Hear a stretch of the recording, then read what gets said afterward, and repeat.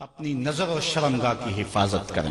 اس دور کا سب سے بڑا فتنہ یہ ہے کہ نگاہیں پاک نہیں رہی، نگاہیں غلیظ اور گندی ہو گئی، شرمگاہوں میں وہ تقدس نہیں رہا ہے۔ حضور علیہ السلام نے ارشاد فرمایا، من زنا زنیا بہی ولو بہی تانے دارے ہیں۔ جس شخص نے زنا کیا یہ عمل اس کے گھر بھی لوٹے گا، اگرچہ اونچی اونچی دیواریں کیوں نہیں کر دیتے۔ یہ مکافات عمل ہے۔ گندم از گندم بروئت جو جو از مکافات عمل غافل مشو۔ گندم بو گے تو گندم کاٹو گے، جو بو گے تو جو کاٹو گے۔ نظر کو تقدس دو، نظر کو پاکیزگی دو۔ حضرت لقمان حکیم کہتے ہیں کہ میں کئی نبیوں سے ملا ہوں، کئی نبیوں سے ملاقات کی ہے، اور میں ان سے دو دو چار چار باتیں جمع کی ہیں، اور ان ساری باتوں کو میں نے جمع کر کے 100 باتیں جمع کی ہیں، اور ان کا پھر میں نے خلاصہ تیار کیا ہے۔ ان میں 8 باتیں الگ کی ہیں۔ ان 8 باتوں میں ایک بات یہ ہے، جب کسی کے گھر جاؤ تو نظر کو حفاظت میں رکھو۔ جس شخص کے مہمان بنو، جس کے گھر جاؤ، تمہاری نظر نہ بھٹکنے پائے۔ نظر اگر غیر محرم کو شہوت سے دیکھتی ہے، حدیث میں آتا ہے کل قیامت کے دن جہنم کی آگ سے بھر دی جائے گی، وہ سخت رسوا ہوگا۔ آج میڈیا کی آوارگی اور انٹرنیٹ پہ جو کچھ ہو رہا ہے، ٹیلی ویژن اور سینما جو بدتمیزی پھیلا رہے ہیں، اور موبائل پیکر جس طرح بے حیائی کو فروغ ہو رہا ہے، ہم اس کے خلاف پوری قوت کے ساتھ بند باندھیں۔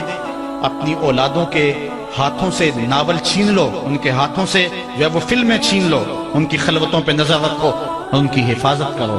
جس شخص کی نظر پاک نہیں ہے اس کے من میں طہارت نہیں آ سکتی ہے، دل پاک نہیں ہے اس کو جو ہے وہ باطن کا نور نصیب نہیں ہو سکتا۔ وائے قوم کشتائے تدبیر غیر، کار او تخریب خود تعمیر غیر۔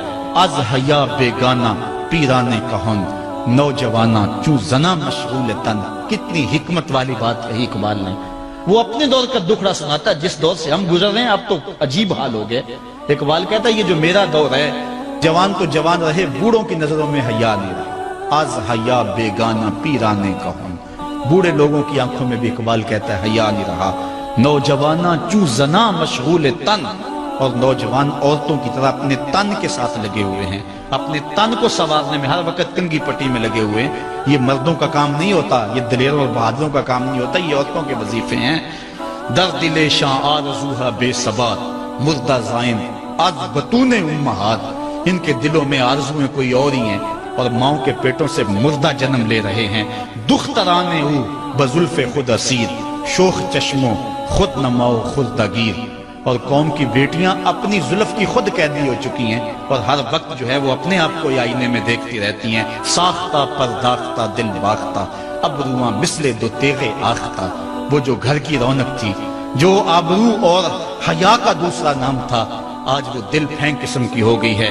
آہ قوم میں دل سے حق پرداختہ، مرد و مرگ خیش را نہ شناختہ۔ اقبال کہتا ہائے قوم کہ جو مر گئی اور اسے ابھی تک پتہ ہی نہیں چلا کہ میں مر چکی ہوں، اور جینے کا سامان نہیں کرتی۔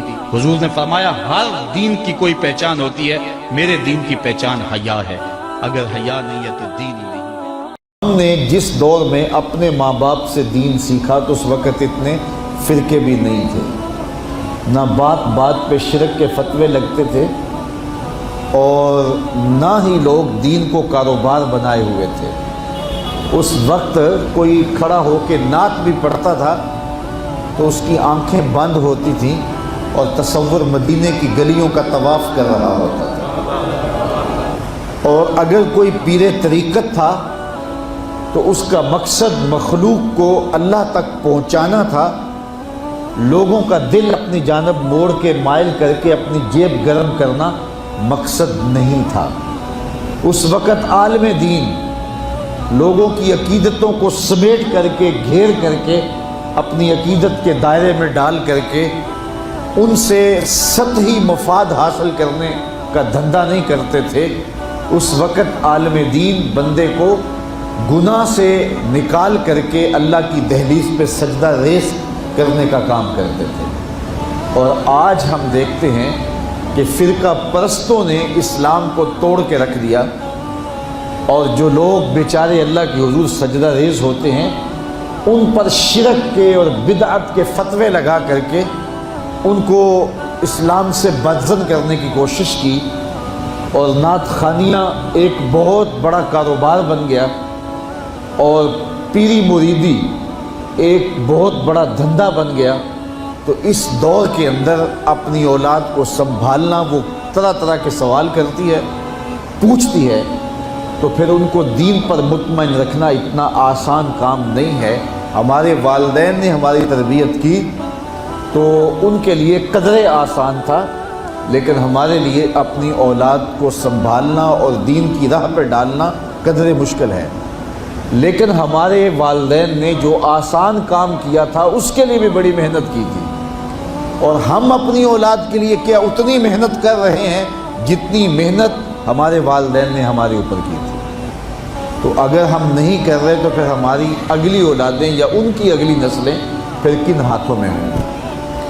تو اس لیے ہمیں خاص طور پہ سوچنا چاہیے۔ میں نے قرآن مجید کی جو آیت کریمہ پڑھی ہے اس میں ارشاد فرمایا، اپنے آپ کو اور اپنی اولاد کو دوزخ کی آگ سے بچا لو جس کا ایندھن انسان اور پتھر ہے۔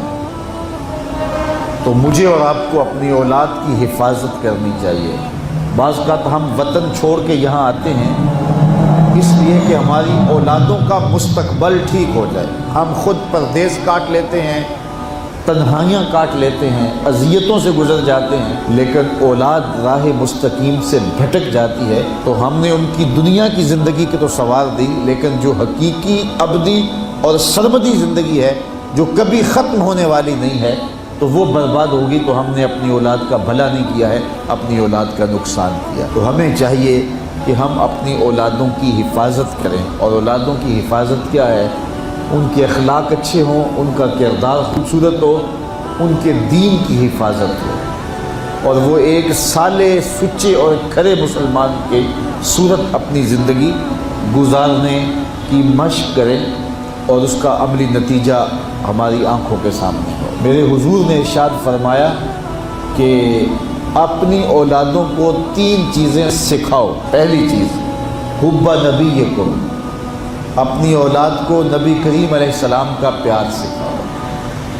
دوسری چیز وحب اہل بیت ہی، اور حضور کے اہل بیت کا پیار سکھاؤ۔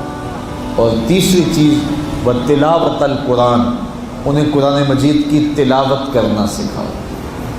یہ 3 چیزیں آپ اگر بچپن سے ہی اپنی اولاد کے اندر داخل کر چکے تو پھر آپ کامیاب ہوئے۔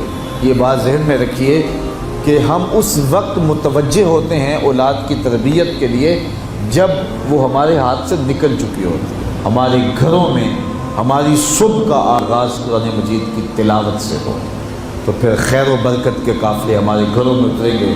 قرآن ہماری زندگی کو بدلنے والی کتاب ہے۔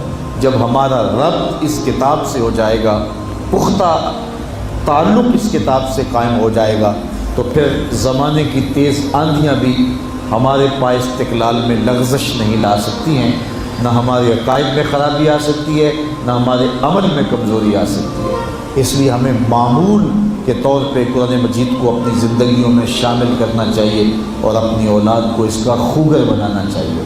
ایک زمانہ تھا کہ ہر گھر میں صبح کو قرآن کھلتا تھا، اور آج وہ دور ہم سے چھوٹتا چلا جا رہا ہے۔